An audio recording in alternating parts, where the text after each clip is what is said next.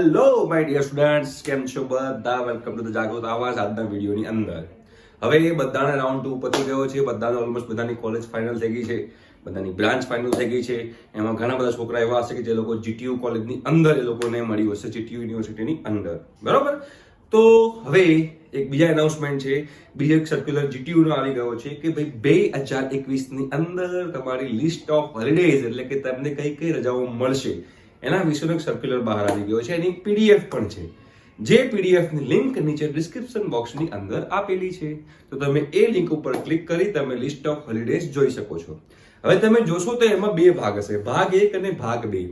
ભાગ 1 જે છે એને કહેવાશે કે ફરજિયાત રજાઓ અને ભાગ 2 જે છે એને કહેવાય છે મરજિયાત રજાઓ. એટલે શું?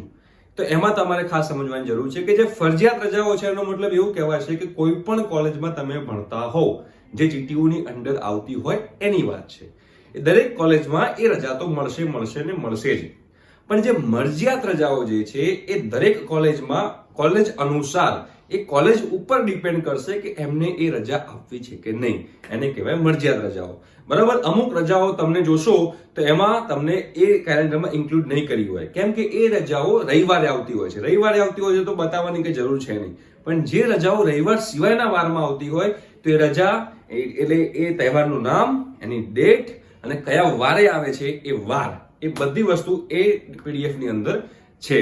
તો હવે 2021માં ભગવાનને પ્રાર્થના કરીએ કે હવે કોરોના ના હોય તો 2021માં તમારે ક્યાંય ફરવા જવાની ઈચ્છા હોય તો આ જે લિસ્ટ ઓફ હોલિડેઝ જે છે તમે એને રિફર કરી શકો છો અને રિફર કર્યા પછી તમે તમારું ફરવાનું પ્લાન કરી શકો છો. કોલેજમાં આવ્યા છો તો ફરવા તો જોઈશે જ.